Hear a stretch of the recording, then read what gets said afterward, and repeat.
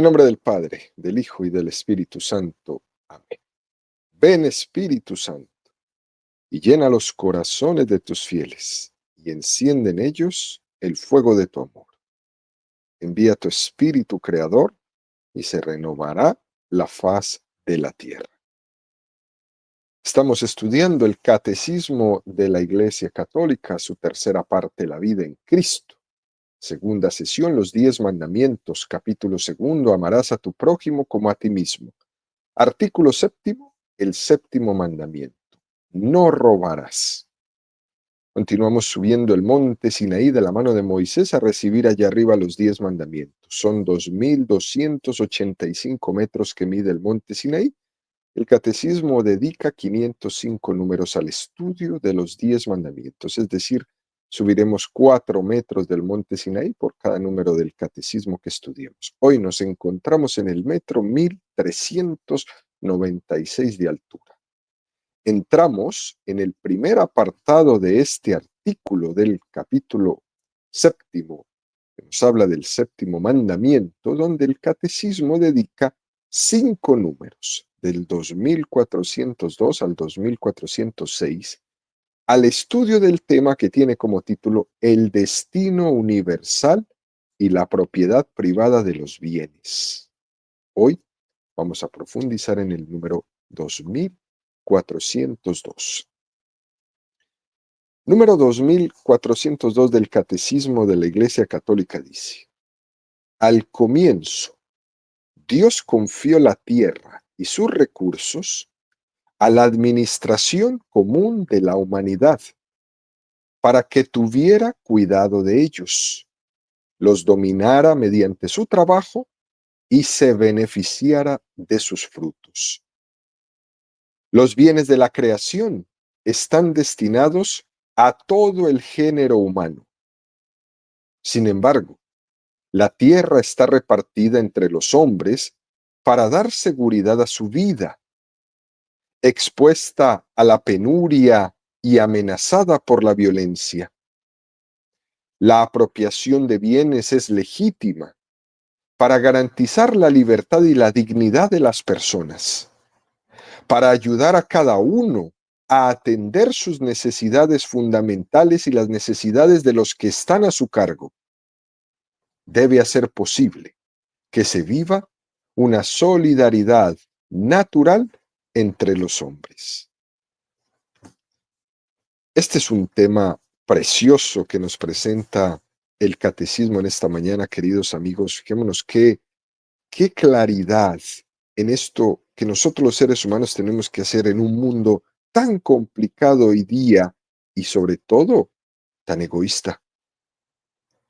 La primera frase que nos suena fuerte en este número 2401 es la que nos suena al libro del Génesis. Al comienzo. Nosotros queremos descubrir la voluntad original de Dios, lo que Él quería al comienzo. Pero lo que ocurre muchas veces es que esa voluntad de Dios puede verse más difícilmente perceptible. Y nos cuesta. Es como una moneda que cuando acuña en la figura y la inscripción es muy nítida, se ve preciosa. Pero cuando va pasando de mano en mano, de año en año, de siglo en siglo, te encuentras con que esa moneda, cuando se vuelve antigua, apenas se puede distinguir la figura que le había sido acuñada. Incluso hay veces ni las inscripciones mismas se le ven. Así también puede ocurrir en nuestra vida con el pecado del hombre. Ese pecado poco a poco ha ido desgastando la figura originaria de la voluntad de Dios en nosotros. Por eso es importante que nos esforcemos con volver a la pureza original, volver al plan original de Dios. ¿Cómo fue que Dios creó al hombre y a la mujer? ¿Cómo fue que Dios creó los bienes ¿Con qué finalidad los creó? ¿Por qué se los entregó al hombre para que los administrara? Necesitamos regresar a esa pureza original de la creación.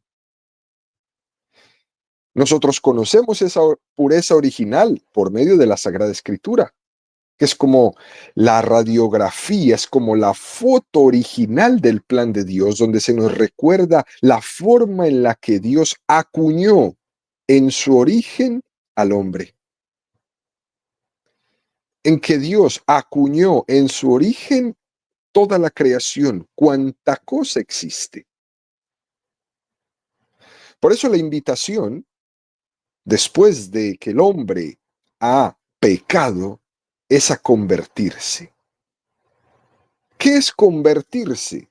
Es el sinónimo de volver al origen, volver a encontrar lo que quería Dios de mí, lo que quería Dios de nosotros, volver a encontrar con qué plan fue que me creó, para qué me creó.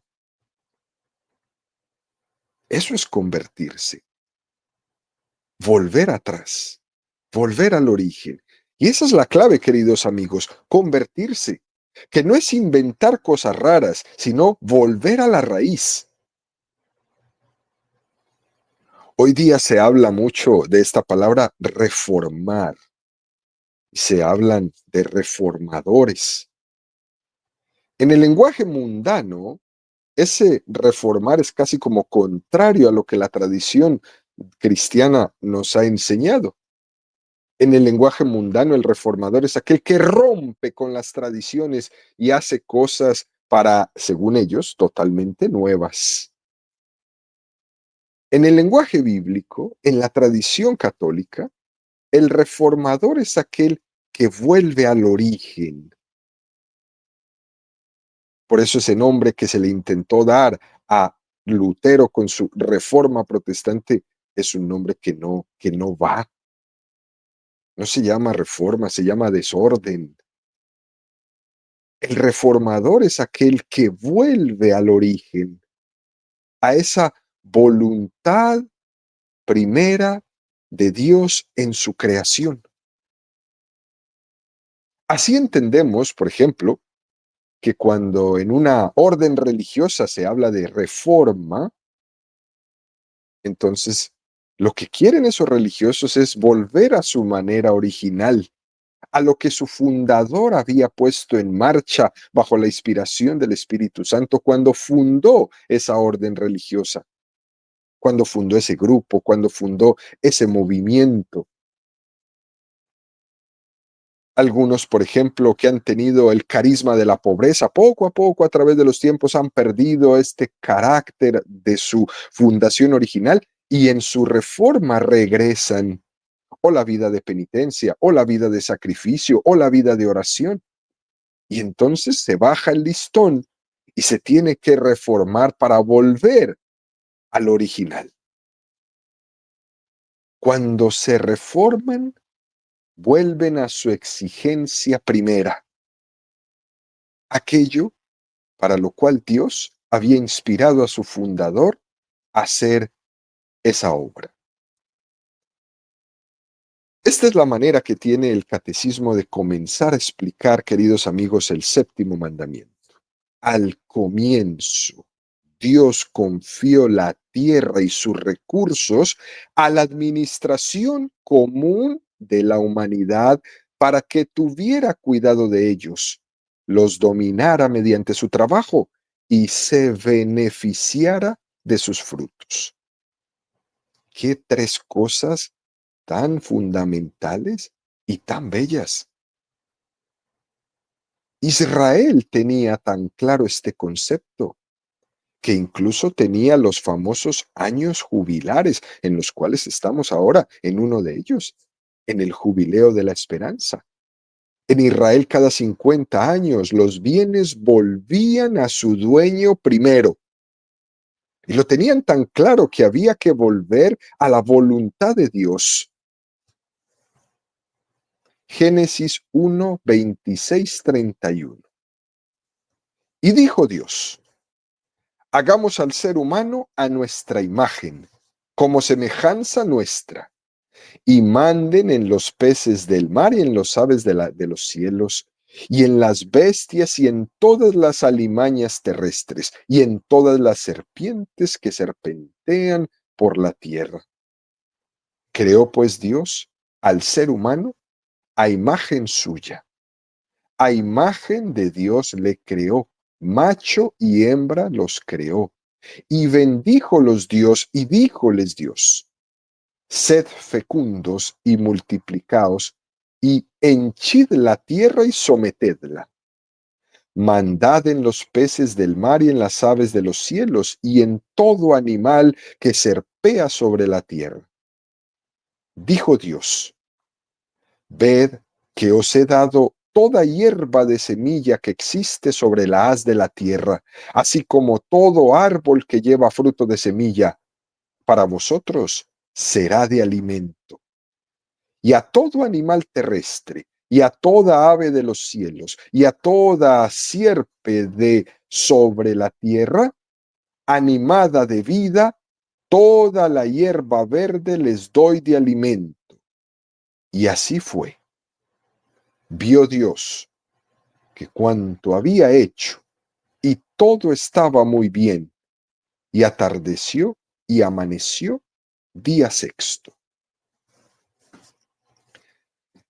Es un texto del Génesis donde se está remarcando que Dios encomienda la creación al hombre. Dios pone al hombre como si fuera dueño. Dios, que es la fuente de toda autoridad, le está dando al hombre el dominio sobre la tierra. ¿Qué confianza tuvo Dios en mí? ¿Qué confianza? Os he dado toda hierba de semilla que existe sobre la haz de toda la tierra, así como todo árbol que lleva fruto de semilla, para vosotros será de alimento, es de ustedes, y todo animal terrestre, y toda ave de los cielos, etcétera, etcétera. Les he dado todo. Y eso no quiere decir que toda esta creación fue hecha a la loca.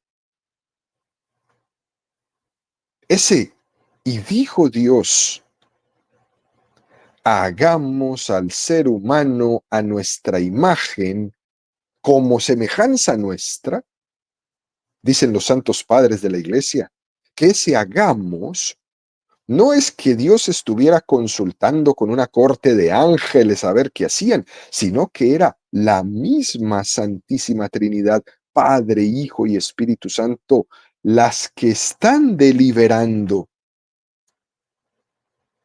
Este es un versículo realmente precioso del texto del Génesis, porque se nos está recordando de que la creación es fruto de una voluntad de Dios muy deliberada. Hemos sido queridos, pensados, deseados desde toda la eternidad por Dios. Nuestra vida no es un azar.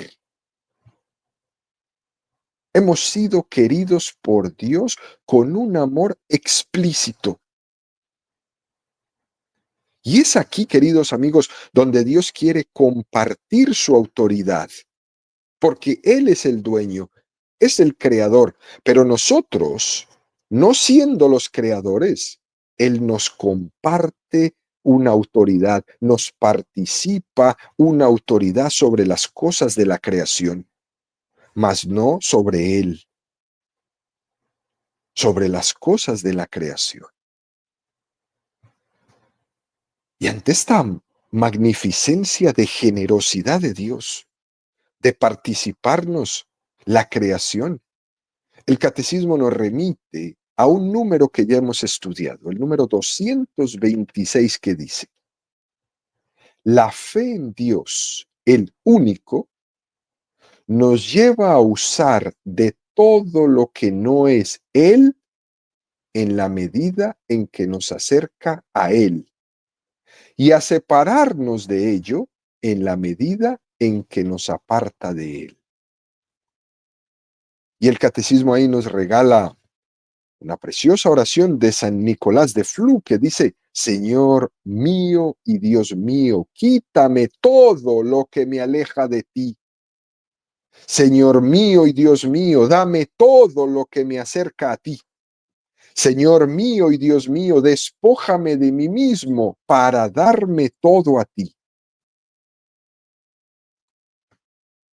Es una bellísima manera de entender este regalo que Dios nos dio al entregarnos la creación, para que no nos apoderemos de ella, sino que la administremos bien. Y también para que no nos creamos que con ese poder que Dios nos ha dado sobre la creación, pretendamos gobernarlo a Él. El catecismo quiere remarcar esto con mucho detalle. Dios ha pensado en los bienes materiales, nos ha dado la creación, no solo para hacer posible la vida en la tierra, comer, por ejemplo, sino también para que sean un instrumento, un vehículo para la vida eterna. Ante esta belleza, el catecismo dice entonces, los bienes de la creación están destinados a todo el género humano.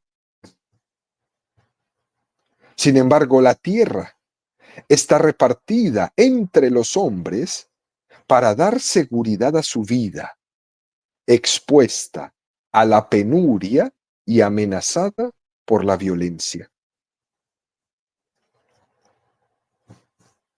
La cuestión es en cómo compaginamos el que Dios creó los bienes destinados a todos y al mismo tiempo dice que están repartidos entre nosotros. Porque no cabe decir que la tierra sea de nadie, sino que como es de Dios, ¿cómo compaginar eso con la propiedad privada? Es una gran cuestión, sobre todo en un mundo que por el pecado quiere cada uno aborazar lo del otro. Las grandes guerras que se han producido en la historia han sido, ¿por qué? Porque un pueblo quiere tenerlo todo para sí y ve al otro como carne y quiere comérsela. Las grandes invasiones, las grandes batallas que han sido hombres en su soberbia queriéndolo poseer todo. Y aquí entonces el catecismo entra para dar unas razones por las que Dios ha querido repartir la creación. Y nos regala tres maravillosas. La primera, Dios ha querido repartir la creación para dar seguridad a tu vida, porque está expuesta a penurias y a violencias. Segundo, Dios ha querido repartir la creación para garantizar la libertad y la dignidad de las personas. Tercero, Dios ha querido repartir la creación para ayudar a cada uno a atender sus necesidades fundamentales y las necesidades de los que están a tu cargo, que son muchos. Dios ha querido dar la propiedad privada, que seamos dueños de lo que Él ha creado, porque sabe que el hombre, en esta condición en la que se encuentra, por culpa del pecado, tiene una penuria. Imagínense, un sufrimiento que pueda correr el peligro de ser desdignificado, que tiene el peligro de que otro no respete su libertad. Y por eso Dios quiere la propiedad privada, que cada uno tenga una parte de la creación, para darnos seguridad, para que los bienes que fruto del pecado no sean utilizados de una manera que no se respete a nadie su porción de bienes. Dios ha permitido que tengamos la propiedad privada para darnos seguridad, porque el pecado quiere todo lo contrario. Dicho de otra manera, porque en el cielo todo es de todos. ¿Eh? Todo es de todos. En el cielo no habrá propiedad privada, porque estaremos en la contemplación total de Dios. Ahí no habrá ningún peligro de que nadie nos desdignifique, tampoco de que nadie nos haga violencia, tampoco de sufrir ninguna penuria. Pero aquí sí, por culpa del pecado original. Y por eso Dios quiere resguardarnos. El pecado original ha distorsionado todo y ha introducido en nuestra vida esa distorsión entre nosotros. Y esto es muy fuerte, porque entonces los seres humanos nos empezamos a mover y a motivar es por la conveniencia. Y en esa convivencia, el pecado hace que seamos capaces de aplastarnos unos a los otros. Por eso la propiedad privada es algo que Dios ha querido para darle al hombre seguridad. Porque de lo contrario, la existencia del pecado, que hace que seamos propensos a apropiarnos desequilibradamente de los bienes del otro, nos deja inseguros en la vida. Qué cosa tan bonita esta, porque aquí vemos nuevamente la misericordia de Dios en juego, que se adapta pedagógicamente a nuestra condición de hombres caídos y que se da cuenta Dios en su infinita misericordia que ese pecado nos ha distorsionado tanto que Él nos tiene que regalar una seguridad y esa seguridad se llama propiedad privada.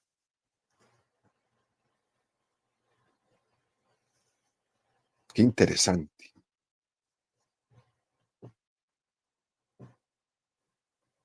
Ahí también podemos entender cómo en la vida religiosa, por ejemplo, que quiere ser como un signo, que quiere adelantar en esta vida la vida eterna, los valores del reino de Dios son como un adelanto del cielo, porque en el cielo no habrá propiedad privada. Y por eso los religiosos renuncian a la propiedad privada, porque están adelantando el reino de los cielos aquí en la tierra. Y lo ponen todo en común cuando hacen su voto de pobreza. Y alguno que está apegado a sus bienes materiales puede estar muy preocupado. Puede decir, bueno, ¿y en el cielo no voy a tener todo esto que tengo aquí? Pues no. Y así somos de apegados. Y el Señor nos tiene que purificar de todo eso, porque si no, no seremos capaces del cielo.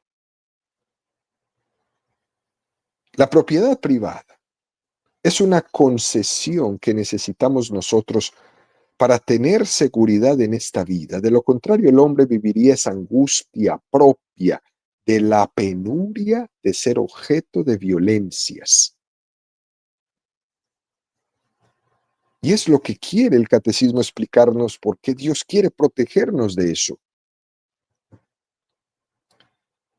Fíjense, queridos amigos, en los regímenes totalitarios que hoy abundan en nuestros pueblos, podemos ver que lo primero que hacen los mandamases totalitarios para poderse atornillar en el poder es quitar la propiedad privada a las personas. Que tú no tengas nada. Así las personas quedan inseguras, quedan a su merced, a sus expensas, quedan vulnerables. Y entonces ahí sí, en esa inseguridad, en esa vulnerabilidad, estos totalitarios pueden hacer con sus pueblos lo que quieran. Por eso tienen que destruir la propiedad privada. Dios lo hace de otra manera. Nos la regala para que seamos seguros. En la situación en la que estamos, si una persona no se le permite tener algo, es como si no reconociéramos su dignidad. Por eso dice muy bien el texto, la creación ha sido distribuida para todos. No es posible reconocer la dignidad de una persona sin reconocer que tiene derecho a tener unos bienes que puede administrar para él y para los que le han sido entregados a su cuidado. Y aquí, queridos amigos, sin lugar a duda, es verdad que tiene más valor el ser que el tener, claro que sí. Pero si una persona no le damos el derecho a tener nada por consecuencia del pecado original, parece que no es. Parece. Y por eso la importancia de dar seguridad. Por esta razón es importante comprender que Dios creó los bienes con un destino universal, pero al mismo tiempo los repartió entre nosotros y nos hizo administradores de ellos. Especialmente en esta condición del hombre caído después del pecado original, necesitamos de los bienes de esta manera para ayudar a cada uno a atender sus necesidades fundamentales y las necesidades de los que están a su cargo.